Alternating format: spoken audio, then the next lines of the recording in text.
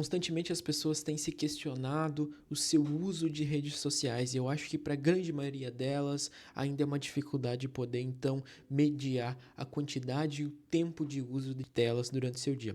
Vamos assistir aqui um vídeo do Wesley Delanogari e ver o que ele tem a dizer sobre o assunto. Quem me acompanha há mais tempo sabe que um dos meus objetivos nos últimos meses tem sido me afastar das redes sociais. E eu tenho sentido ansiedade, tenho experimentado ansiedade e acho que é por causa disso. Depois que eu fiz psicoterapia por alguns anos, eu criei o excelente hábito de ficar monitorando meu humor. Então eu fico pensando sobre os meus pensamentos, eu fico pensando sobre as minhas emoções, fico entendendo se eu estou mais ansioso, se eu estou comendo mais rápido, se eu estou com dificuldade de dormir, se eu estou querendo que as coisas aconteçam numa velocidade mais avançada, se eu estou com aquela respiração profunda, se eu fico achando que a qualquer momento vai acontecer algo ruim. E está acontecendo isso ultimamente. E eu tenho algumas razões para acreditar que é por conta desse meu afastamento das redes sociais. Mas antes, quero explicar para vocês os motivos pelos quais eu estou me afastando das redes sociais. O primeiro deles é que no mundo desenvolvido, as redes sociais já são entendidas como uma espécie de cigarro. Eu fui para a Europa, fui para a Itália e para a Inglaterra, né, recentemente, e falando com as pessoas sobre rede social, você percebe que elas entendem rede social lá meio como se fosse um cigarro, como se fosse tabaco, né? A gente ainda não entende aqui porque esse debate não está acontecendo aqui ainda. Outros países já estão com esse debate muito mais avançado, inclusive. É interessante isso que ele traz, primeiro sobre os sentimentos que ele está sentindo, né, sobre afastamento das redes sociais.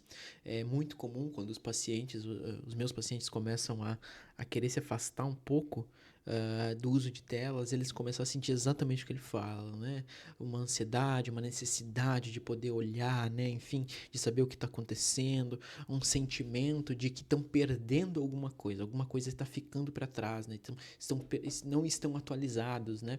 Existe um nome para esse sentimento, né? Tem uma sigla, né? FOMO, Fear of Missing Out, né? Então, o medo de perder alguma coisa, né? O medo de não estar atualizado, né? Seria isso. É interessante essa analogia que ele trouxe agora, né? Das redes sociais enquanto uma droga, um tabaco, né? O que acontece quando um usuário de tabaco, então, um fumante, fica um tempo sem fumar? Ele não fica com ansiedade? Fica do mesmo jeito, né? Essa necessidade de estar ali, né? E as redes sociais, elas são feitas, elas são programadas. Isso que eu acho muito importante que as pessoas entendam, né? Todas as redes sociais, elas são programadas, né? A maneira do funcionamento delas são muito bem estruturadas para que aconteça exatamente isso. Nós nos viciemos na sensação de ter que estar atualizados, nessa sensação de urgência que elas trazem, né? Essa sensação de que a gente precisa estar por dentro de tudo e que a gente está perdendo alguma coisa se a gente não estiver lá, né? Em alguns países da Europa, a Europa já começou esse debate, como ele disse, né? Sobre, por exemplo, uma regulamentação ou alguma coisa, não só das redes sociais, mas o fim do feed infinito, por exemplo, né? Hoje, isso não era comum, né? Há anos atrás, há 15 anos atrás, digamos assim, na época do Orkut, por exemplo, né? E no início do Facebook, enfim, não era comum a questão do feed infinito, né? Você via as postagens das coisas que você seguia, dos conteúdos que você escolheu curtir e que as pessoas que você tinha, enfim, afinidade, você tinha uma amizade, por exemplo, no Facebook, compartilharam e, eventualmente, dependendo de quantas pessoas você tinha no seu Facebook, quantas páginas você seguia, aquilo acabava e começava a se repetir. E aí você, às vezes, deixava de assistir e ia outro dia entrar na internet, né? E hoje, com a dinâmica do feed infinito, isso acabou. As redes sociais, então o algoritmo das redes sociais vai te recomendar para sempre novas e novas coisas. Então você nunca vai chegar no final. Sempre haverá uma nova coisa a ser vista, né? E esse sentimento, né, de que sempre pode ser que o próximo vídeo seja melhor. Não, mas mais um vídeo, né? Esse aqui eu não gostei, mas o próximo talvez seja exatamente o que eu quero ver, né? Essa sensação de algo está por vir, né? Algo está por vir. Uma sensação que pessoas que sentem ansiedade descrevem, né? Algo está a vir, algo está por vir. Proibindo rede social para adolescentes, né, etc., com rigor muito maior para elas fazerem parte desse universo. Nós também temos um corpo de evidência bem grande, mostrando que redes sociais ferram a nossa saúde mental. Tem um compilado em especial que você pode querer acessar aí de maneira mais simples. É um compilado feito pelo Jonathan Haidt num livro intitulado A Geração Ansiosa, onde ele mostra centenas, talvez milhares de evidências apontando que rede social ferra a saúde mental, especialmente dos adolescentes e jovens adultos, principalmente das mulheres. Parece que as mulheres têm uma predisposição maior a sofrer os problemas oriundos do uso excessivo de rede social. Além disso, todo aquele raciocínio... O que acontece, né, nesses dois grupos, né, enfim, sobre principalmente a questão das redes sociais, né, tem uma questão muito forte que é a questão da comparação, né? A gente está acostumado a abrir o Instagram, principalmente no Instagram, e ver corpos perfeitos, pessoas com vidas perfeitas, né? Rotinas perfeitas, né? Rotinas assim que são de dar inveja, né? Pessoas que fazem tudo que você gostaria de fazer, né? E aí você começa a se comparar, né? Se comparar com essas pessoas, se comparar com essas demandas que na vida de uma pessoa padrão, uma pessoa comum, uma pessoa que precisa trabalhar de verdade, que tem um emprego CLT, que tem uma vida minimamente normal, né, dentro da normalidade, uma vida comum, não consegue atender as demandas das expectativas de padrão de beleza, que é o que principalmente afeta as mulheres, as demandas de expectativas de consumo, né? Uma pessoa normal não consegue atender aquelas expectativas, né? Mas você entra ali na rede social e todo mundo que você vê tem aquilo, né? Todo mundo tem aquela vida, aquele corpo, aquele maxilar, aquele cabelo, aquela roupa, né? E aí você começa a se comparar e começa a se colocar nesse lugar de que há impossibilidade, ou começa então a correr atrás disso, né? Mas uma corrida infinita, porque muitas vezes é impossível chegar lá naquele lugar, porque aquele lugar é irreal, aquele lugar não faz sentido, aquela situação não existe de verdade, né?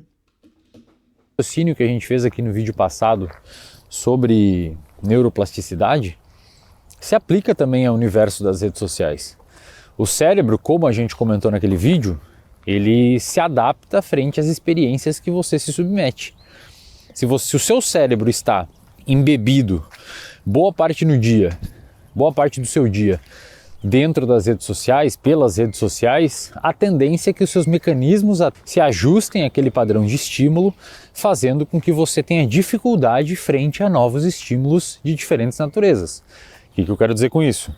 Se você fica o dia inteiro só tendo recompensa rápida, só tendo estímulos superficiais, hiperestímulos com cores, músicas e cortes rápidos, e você não se submete a pensar profundamente sobre alguma coisa, a refletir sobre você mesmo, como eu disse que faço sobre as minhas emoções, a tendência é que o seu cérebro, via neuroplasticidade, se ajuste a esse novo padrão, fazendo com que você tenha muita dificuldade de ler um livro, até mesmo de ouvir as pessoas. De ver um filme, eu digo assim, coisas que eram simples para nós há alguns anos atrás, era um filme. Quantas pessoas aqui que estão assistindo esse vídeo agora conseguem ver um filme sem pegar o celular? Eu tenho feito esse teste, tenho feito essa observação quando eu estou assistindo filme com outras pessoas, né? E eu tenho me policiado também, né? Ver um filme completo sem mexer no celular. Sem em algum momento ter que recorrer a... Não, deixa eu ver o que tem aqui no Instagram, o que tem aqui no TikTok, essa notificação do WhatsApp. Não, deixa o meu celular ali do lado, eu não vou mexer nele agora, eu vou assistir um filme. Cara, isso é difícil. Para muitas pessoas é difícil e muitas pessoas é impossível, né? Ter dois estímulos ao mesmo tempo, né? Eu sou uma pessoa que falha nisso, por exemplo. Quando eu estou jogando videogame, eu sou acostumado a ficar escutando vídeos, né? Escutando podcasts no fundo, né? Eu sei que é uma falha minha, mas já é um costume, né? E quantas pessoas fazem isso, né? Mas chega um momento em que eu sei que eu sinto, assim, que eu sinto meu cérebro hiperestimulado, assim, que em algum momento eu tenho que parar porque a minha cabeça já não consegue mais processar nenhuma informação. De tanto tempo que eu fiquei ali naquela situação de estimular ele daquela maneira, né? E agora pensei isso a longo prazo, né? Pensei isso a longo prazo. E eu tô dizendo, nem falei sobre ler livros, por exemplo, porque a gente sabe que hoje as pessoas têm, infelizmente, pouco hábito da leitura, né? Mas, por exemplo, eu tenho adotado a prática de ler um livro, ler 1 hora por dia sem pegar o celular. 1 hora por dia de atenção, né? Nos primeiros dias é difícil, mas depois você vai vendo que vai ficando mais fácil, né? São pequenas coisas que você pode fazer, pequenas alterações, né? Que você pode incluir na sua rotina que vão te trazer, enfim, N me fugiu a palavra agora, resultados, né? Não é bem resultados que eu queria, mas coisas boas para sua vida, né? Só, presta atenção aqui, eu quero perguntar um negócio para vocês, ó, presta atenção aqui comigo, vê se acontece aí na sua realidade. Conversando com a galera, eu percebo que as pessoas hoje, não sei se elas estão tão ansiosas ou tão acostumadas com essas mídias rápidas, que eu vejo que as pessoas elas têm dificuldade de ouvir. Eu estava prestando atenção num churrasco que eu fui recentemente, e até falando com a minha esposa, você não consegue completar uma frase que a outra pessoa já completa a frase por você. Ela tenta adivinhar a palavra que você vai falar, caso você demore meio segundo para falar aquela próxima palavra. Se você ficar um segundo pensando, a outra pessoa ela já vai se meter e vai tentar adivinhar. Não sei se porque... Eu não sei se isso sempre aconteceu, tá? Eu estou percebendo agora. Talvez porque eu esteja mais ligado nesses assuntos. Ou porque as pessoas estão tão neuroplasticamente alteradas pelas redes sociais que elas não conseguem mais aguentar meio segundo de silêncio. Isso está se refletindo na indústria. Tem atores da Netflix falando que os roteiristas são... Não sei se isso é real, tá? Eu vi reportagens. Tem atores da Netflix falando que os roteiristas são orientados a fazer filmes com redundâncias no roteiro, porque eles partem do pressuposto que o indivíduo vai estar no celular durante o filme. Isso é verdade, isso é verdade. Quem assistiu a última temporada de Stranger Things vai perceber isso assim, ó, na cara. Eles repetem 3 a 4 vezes a mesma fala, a mesma informação, porque eles levam de pressuposto de que agora o filme, a série, então, ela tem que ser produzida, pensada para pessoas que não estão prestando necessariamente atenção nela. Sabe uma coisa que acontecia isso antigamente? Acontecia nas novelas. Vocês já pararam para pensar? As novelas, por exemplo, os roteiros das novelas, os diálogos das novelas, eles eram construídos, então, de uma lógica em que... eles eram extremamente expositivos, né? Por quê? Porque a gente levava em consideração que a novela, no Brasil, na realidade brasileira, né, normalmente estava lá numa TV na sala, enquanto a pessoa escutava a TV enquanto fazia a janta, ou jantava, ou fazia uma outra atividade doméstica, né? Enfim, então você via que aqueles momentos que, por exemplo, no cinema, em que os atores, né, teriam um momento de introspecção, uma cena em que talvez eles não teriam um diálogo, né? Eles ficariam ali apenas com a interpretação deles, né, corporal, às vezes, eles eram então tomados por pensamentos em que o ator descrevia. Então o ator descreve o que ele está pensando em voz alta, né? Uma cena muito comum. Por quê? Porque você levava em consideração então que as pessoas não necessariamente estavam olhando para a tela, então aquilo tinha que ser exposto, né, para que a pessoa que estava lá jantando, fazendo janta, fazendo atividade doméstica, enfim, envolvida ali com os filhos, sei lá, pudesse entender o que aconteceu, né, sem perder. Hoje as séries de TV que não eram pensadas nisso, né? Diferente das novelas, que isso é uma tradição já no universo brasileiro, digamos assim, mas que já estão sendo pensadas nesse padrão. Filmes que estão sendo pensados nesse padrão. Eu vi esses dias um vídeo de um comentarista de cinema, enfim, do PH, falando, por exemplo, como ele começou a perceber que os enquadramentos dos filmes começaram a mudar. São extremamente centralizados. Não existe mais aquela ideia de que utilizar a largura total da câmera, por exemplo, né? Então, cenas onde o sujeito está localizado na esquerda, na direita, não, eles são extremamente centralizados, né? Se tornaram padrões ser centralizados. Por quê? Porque facilita para o corte das redes sociais, o personagem centralizado, né? Então, porque depois aquele vídeo que é horizontal vai se tornar vertical. Então, a gente começa a pensar que até os produtos culturais estão sendo pensados numa lógica em que o sujeito vai consumi-los com uma capacidade de atenção muito menor. Muito menor. Né? Então a gente está falando de que uma sociedade que está se padronizando a partir desse déficit de capacidade de atenção. Não é de interpretação necessariamente, mas de atenção. Mas eu vou falar um pouco sobre depois da capacidade de interpretação, se ele não abordar aqui no vídeo. Então várias coisas têm que acontecer de novo para o cara não perder a lógica do filme. Talvez por isso que ultimamente tenha tanto filme ruim. Se você é da galera do cinema aí que estuda essas paradas de filme, me diz aí se faz sentido o que eu tô falando. Postei esses dias isso nos stories do Instagram, aliás me siga no Instagram aí, Eslen.delanogari, e a galera falou que isso está acontecendo com a música também.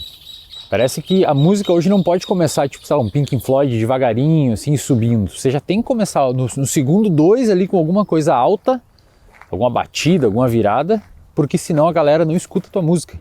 Eu tenho a hipótese, e apenas uma hipótese, de que toda essa aceleração precisa acontecer algo rápido, senão a pessoa não engaja, é por conta do cérebro das pessoas estar neuroplasticamente sendo alterado por essa configuração de recompensas de mídia rápida. Já que o cérebro passa horas ali dentro, isso faz com que ele se reconfigura, como a gente falou no nosso vídeo anterior a esse, sobre neuroplasticidade, que eu sugiro que você assista.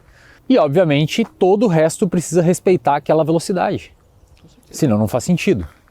E, cara, eu não quero ser assim. Por isso que eu tô me afastando das redes sociais. Eu não quero viver dessa forma, entendeu? Depois que eu li um livro chamado A Extinção da Experiência, no título em inglês, não tem... Ele é em inglês, não tem em português, pelo menos não achei. E a autora fez uma reflexão de que a gente não tem mais as nossas experiências como antes, porque o interstício, isto é, o espaço entre duas tarefas, aquele momento que você saía de uma reunião e ia tomar um café antes de existirem as redes sociais e você ficava com você mesmo, de boa, ou você pegava um elevador, ou você estava no carro indo para um lugar, no táxi, esse interstício não acontece mais porque agora você está dentro da rede social. Então você não tem mais aquele momento de ócio, de tédio, porque aquele momento ele foi ocupado pelas redes sociais, impedindo com que você tenha esses momentos reflexivos, que são extremamente importantes, até mesmo esses momentos de descanso do nosso cérebro. Você que estuda para concurso ou para qualquer outra coisa, se no intervalo entre um estudo e outro você fica na rede social, você, apesar de achar que está descansando por não estar estudando, afinal você entende a tarefa de estudar como seu trabalho, ou o seu trabalho mesmo como seu trabalho, você não está descansando.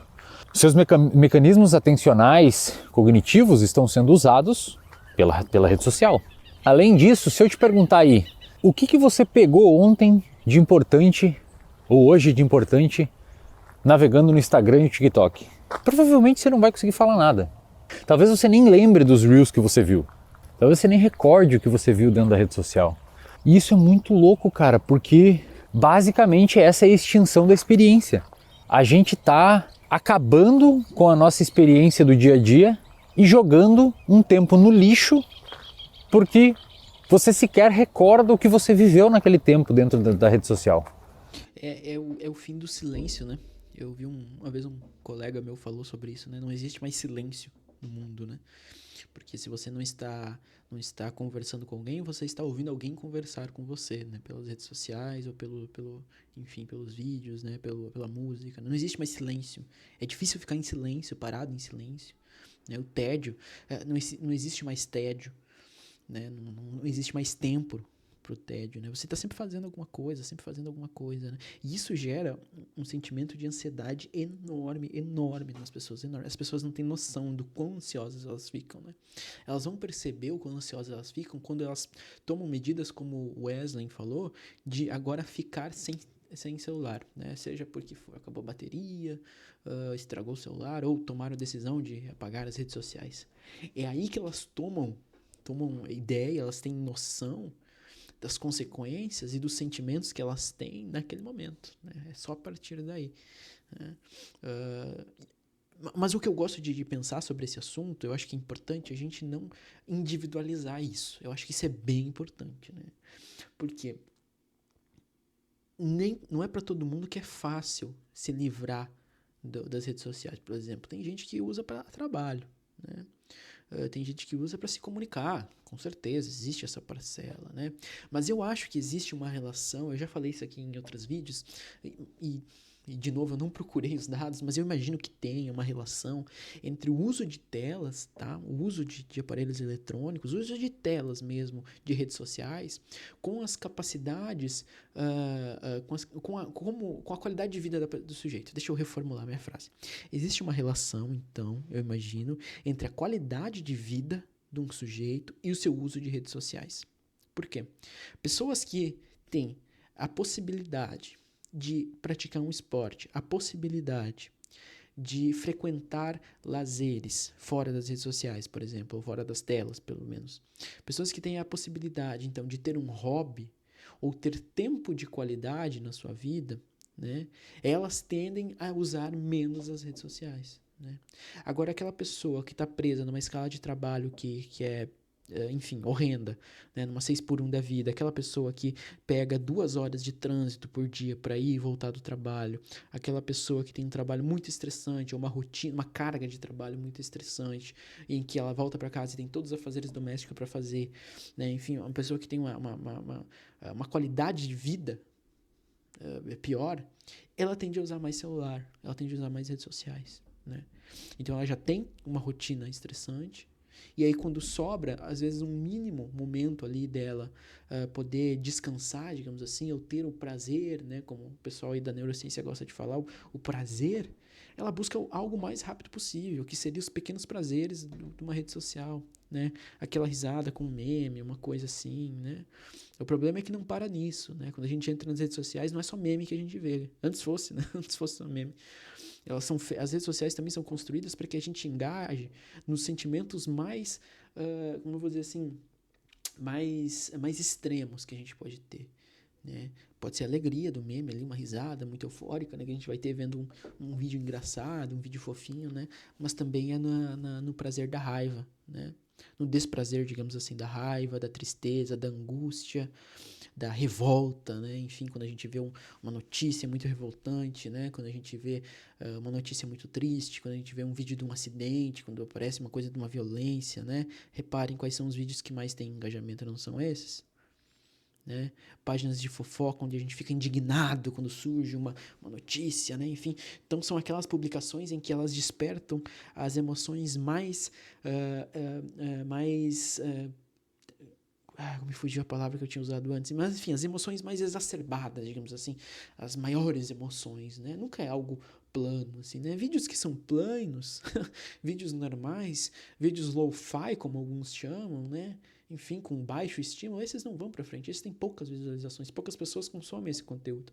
Agora experimenta postar nas suas redes sociais um vídeo muito indignado, muito bravo, né? Com expressões grandes, né? Com fortes expressões para ver quais são o seu engajamento, né? Então, existe também um padrão de consumo nisso, né? Um padrão de consumo.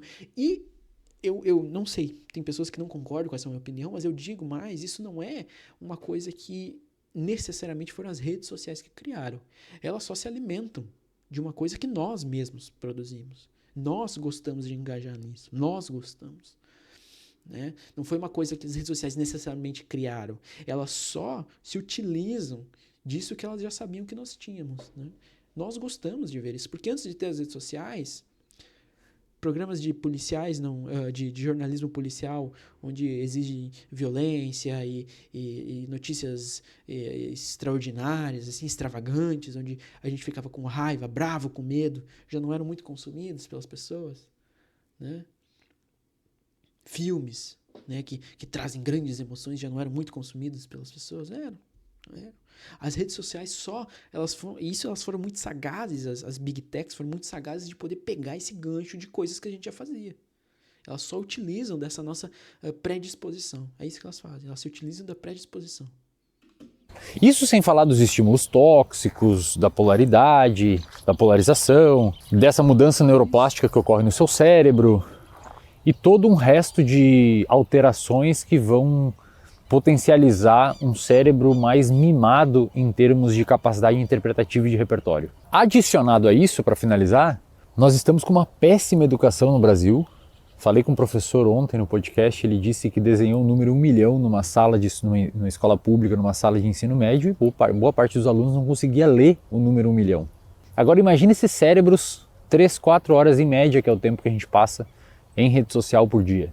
É uma catástrofe para você ter um sujeito ansioso, deprimido, desatento, impulsivo, agressivo e tantas outras coisas por aí. Só que o fato de eu ter saído das redes sociais, então hoje... Antes de ele mudar de assunto, então, que era o que eu queria comentar, né? O que eu percebo enquanto psicólogo também, que eu sei que ele também é psicólogo, enfim, eu percebo que o uso das redes sociais, mas principalmente o uso das inteligências artificiais, tem diminuído drasticamente a capacidade de comunicação dos sujeitos. E o Wesley estuda essas coisas mais da neurociência, ele poderia argumentar talvez de maneira mais embasada, né? Enfim, com termos mais técnicos, né? Que talvez eu não vou saber falar, mas é nítido quando tu olha para os sujeitos, né? E tu percebe a capacidade argumentativa e de comunicação deles. Né? Eu percebo que sujeitos que utilizam muito de inteligência artificial e muito de redes sociais também têm uma capacidade de compreensão dos próprios sentimentos mais baixa também. Eles têm dificuldades com esses sujeitos quando chegam na clínica para atendimento, eles têm dificuldades, então, principalmente jovens, que são os que mais utilizam, né? Principalmente jovens adultos aí, eles têm dificuldade de poder expor aquilo que eles sentem, eles não conseguem colocar em palavras. Isso, para mim, é muito louco, assim, tu pensar que essas pessoas já estão apresentando dificuldades de comunicação básica e de autopercepção. Porque a qualidade como é que eu vou dizer assim, do repertório comunicativo deles diminui a um nível em que lhes faltam palavras para poder explicar o que eles sentem. E aí tu percebe que a comunicação fica cada vez mais simples, né? Com menos palavras para poder se comunicar, com mais gírias, mais jargões, né? Mais memes, enfim, mais frases de efeito. E quando precisa engajar, talvez em algo mais criterioso, um tanto quanto mais profundo, eles têm dificuldade de argumentar, de colocar aquilo em palavras, porque lhes faltam palavras. Né? Isso é muito importante. Eu acho isso muito preocupante, né? Enfim, de como as gerações mais novas, principalmente, né, que estão entrando aí no mercado de trabalho, na vida adulta, estão aí na escola ainda, já apresentam esses déficits, né, enfim, essas dificuldades. Eu tento evitar ao máximo o uso de inteligência artificial para esse tipo de coisa, né, para geração de coisas assim. Utilizo sim, mas para coisas bem técnicas, digamos assim, de organização, essas coisas, coisas que elas podem otimizar para mim, que daí é mais fácil. Mas assim, escrever uma mensagem, escrever um e-mail, escrever um texto, não utilizo IA para isso já há muito tempo, porque eu comecei a perceber a minha dificuldade nisso. Automatizar coisas que eu posso fazer nesse sentido, de criar, eu não faço, não uso a IA para isso. Não sei se ele comentou quantos dias ele está nisso, mas eu achei interessante a maneira como ele compartilhou essa experiência dele, né? Deu pra gente conversar sobre algumas questões. Ei, eu tinha esquecido de mudar a câmera, né, gente? Bom, agora ficou. Agora ficou.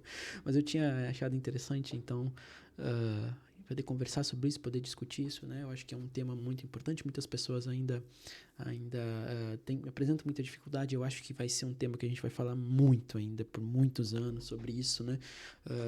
E acredito que para haver uma mudança real mesmo, só a partir de de alguma intervenção estatal nesse sentido, de alguma regulamentação das redes sociais, né? Enfim, muito bem discutida, muito bem pautada, mas eu acho que só a partir daí a gente vai conseguir ter uma mudança estrutural nisso, tá bom?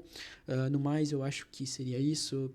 Considere deixar um like, se inscrever no canal se você achou minimamente interessante nosso conteúdo. Se você, enfim, eu gostaria de iniciar um processo terapêutico, um processo de análise, eu deixei aqui na descrição do vídeo o link para o meu site, onde você pode acessar e ter acesso a um pouco mais sobre o meu trabalho e também os contatos para poder agendar uma sessão, quem sabe, tá bom? No mais seria isso, forte abraço para vocês, valeu, falou e até mais.